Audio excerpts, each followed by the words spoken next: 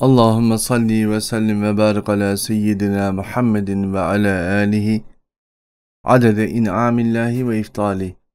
Euzubillahimineşşeytanirracim. Bismillahirrahmanirrahim. Milattan önce 3643'lü yıllardayız. Hz. İbrahim Efendimizin Hindistan'dan dönüşüyle beraber Akdeniz'de kazan kaynıyor tabiri caizse. Tarihte sadece bu son dönemde değil, tarih boyunca Akdeniz, iki yakanın birbiriyle anlaşamamasının merkezi olmuş. Bu merkez olma meselesinin ilk günlerindeyiz tabiri caizse.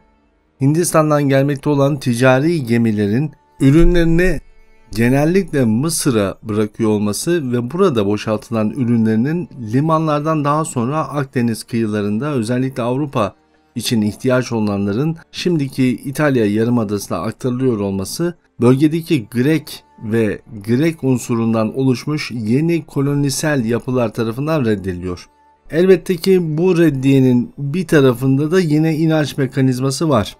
Buna rağmen bir diğer taraftan da Persler Ege kıyılarında kendilerine ait bir koloni sistematiği oluşturmuşlar. Bölgede Avrupa'ya Mısır üzerinden gerçekleşecek olan ticaretin göbeğinde olmak istiyorlar. Dolayısıyla karayolundan gelecek olan ürünlerden de onlar tabiri caizse imkanlarını sağlıyorlar. Persler de bu ürünlerin zaten Avrupa'ya ve dünyanın dört bir tarafında lojistik anlamında en iyi işlevi onlar gittiğini söyleyerek bu hareketi gerçekleştirmeyi talep ediyorlar. Ancak bir süre sonra Greklerle Persler bir araya gelmeye başlıyorlar. Ve bu bir araya geliş Kuzey Afrika bölgesini yönetim altına almak şeklindeki bir düşünceye dönüşüyor. Nemrut Krallığı'nın bu dönemde çok büyük bir etkisi yok. Yani dünya tarihinde baktığımız zaman genel itibariyle henüz bu kadar büyük bir etkinliğine ulaşmış değil. Bu savaşın ehemmiyeti bu savaştan sonra Nemrut Krallığı'nın çok ciddi anlamda ön plana çıkacak olması. Dolayısıyla savaş süresince tabiri caizse bu savaşın ana karakterleri Nemrud'un kurmuş olduğu Nemrudi o devlet değil. Ama savaş sonrasında oldukça önemli bir noktaya gelecek, sebebini de anlayacağız. Şimdi Grekler bizim putlarımız yol göstericidir diyerek Perslerle bir araya geldikten sonra diyorlar ki bizler gemilerimizin her birisinin içine büyük bir gemi faaliyeti var, yaklaşık 200 sene boyunca kuzey bölgesine çıkarma yapacak ve yoldaki ticari gemileri önce yolunu kesecek, sonra çıkarma mantığına dönecek birkaç dönem sonra bu gemi yapılanması. Yolda gelecek ticaret gemilerinin önlerini böyle keseriz. Mecburen bizim kıyılarımıza yönlendiririz. Yok gelmek bilmiyorlarsa da onları batırırız. Dolayısıyla bir yönetim biçimi değiştiririz. Çünkü Mısır bu dönemde henüz denizciliğe çok önem vermiş bir yapısı yok. Denizciliği temel olarak yapan Beni İsrail. Yani İsrail'deki şu anda gördüğünüz Lübnan, Mersin, ta oradan başlayan Doğu Akdeniz bölgesi ciddi anlamda ticaretin ana konunu oluşturuyor ve sonra burası İpek yolunun ana merkezi olacak. Denizlerde bu kadar tartışmanın çıkması sonucunda karaların ön plana çıktığı bir başka dönem yaşayacağız. Şimdi bu ikilem içerisinde kalıyorlar ve bir savaş başlayacak.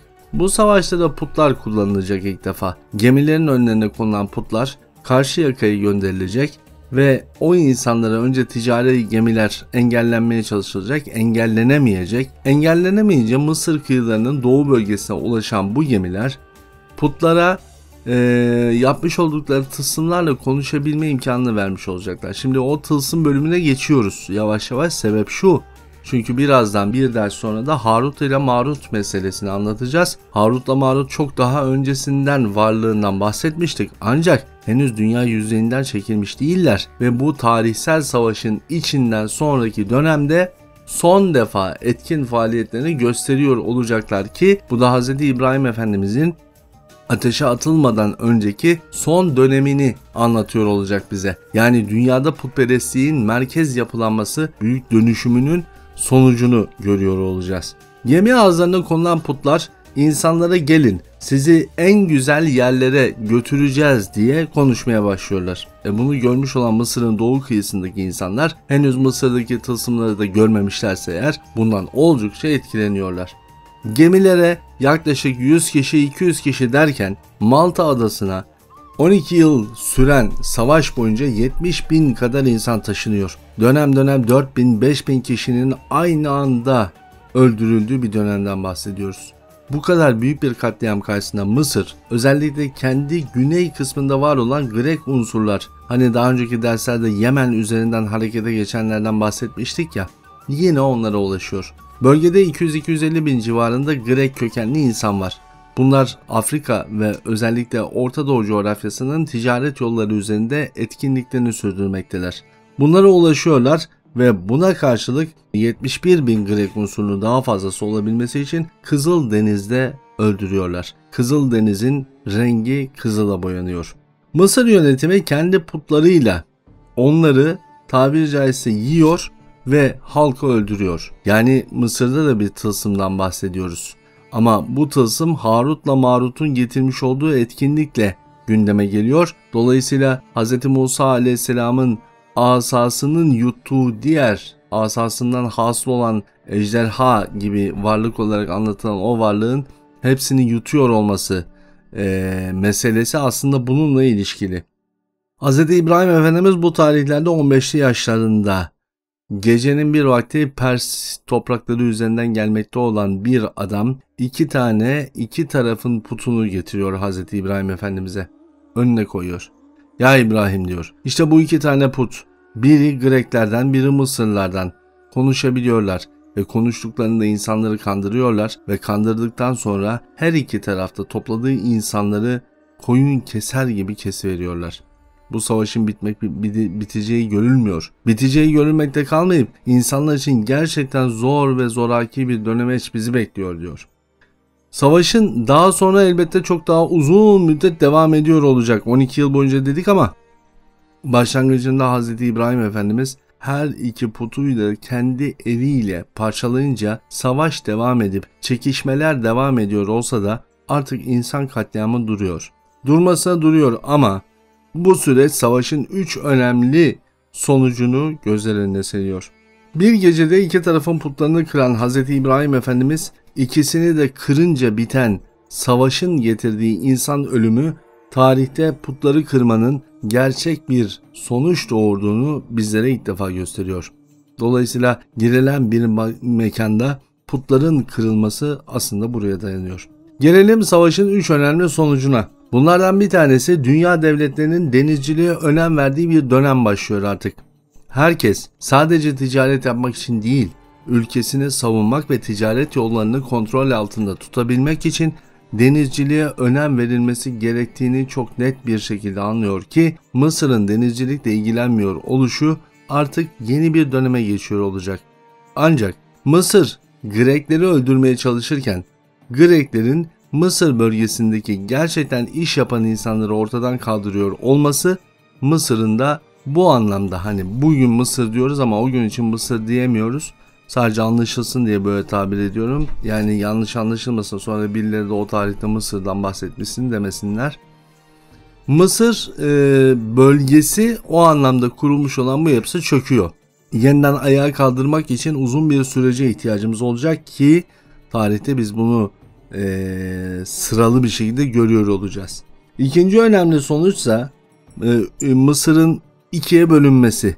Bu bölünme dediğim gibi bir taraf artık o ticaret yolunu elinden kaybetmiş olma durumu var. Bir diğer taraftan artık insanlar korkuyorlar, yeni çatışmalar çıkabilir diye bir grup artık Mısır'ın doğusuna ve güneyine doğru çekilmeye başlıyor. Dolayısıyla Mısır'da bir çöküş dönemi yaşandığını söyleyebiliriz. Grekler bu kadar adam öldürmelerine rağmen Mısır'ın güneyinde öldürülmüş olan insanları zaten çok da insansı bir yapıda görmedikleri için yeniden ele geçirebiliriz diyorlar. Sonuçta onlar kendi topraklarında bir şey yaşamadılar. Başka bir toprakta savaş verdiler.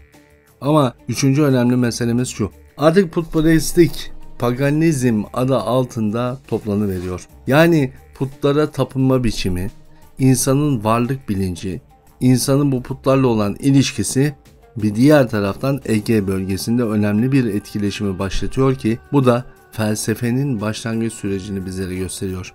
Bu tarihlerin hemen sonrasında Batı kıyılarında felsefenin artık bir ilim dalı olarak konuşulduğunu görüyor olacağız. Bu savaşın ardından putperestliğin paganizme dönüşüm sürecinde insanlığın ihtiyacı olan düşünce biçimini ön plana çıkarak arayış yoluna çıkanlar, bugünün görmüş olduğumuz klasik felsefenin ilk temellerini atıyor olacaklar. Tabiri caizse kanlar üzerinde kurulmuş olan yeni bir anlayış biçimini nasıl kurgularız onu çözümlemeye çalışıyorlar.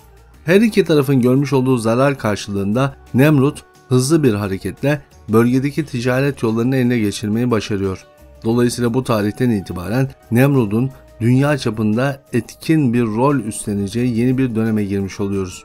Ancak Nemrut'un kendisini put olarak kullanıyor olması her ne kadar Grekler ve Mısır tarafından kabul edilmese bile bölgesel bir güç olmasının niteliğiyle sessizliğe bürünmelerine vesile oluyor. Yani paganizm dünya çapında etkin bir din haline dönüşüyor artık. İslam tevhidine inanmış olanların gittikçe azınlığa düşüyor olması süreç içerisinde Hz. İbrahim Efendimizin vahiy ilahisine kapı aralayacak. Ama bu kapı aralanmadan evvel Mısır'ın yeniden kendine gelme süreciyle bu tılsımlar, büyüler nasıl oldu yeryüzünde, Kur'an-ı Kerim'de bu anlatılanlar gerçekten olabilir mi sorusunun cevabı için Harut ile Marut'un geldiği Babil bölgesinden yüzyıllar boyunca gerçekleşen saklanma süreçleri boyunca Mısır'da harekete geçiş serüvenini okuyor olacağız. Biraz da bu meseleyi anlamak için. Elbette yarın bakacağız bunlara ama şimdilik bu kadar diyelim. Yarın görüşmek üzere. Kalın sağlıcakla.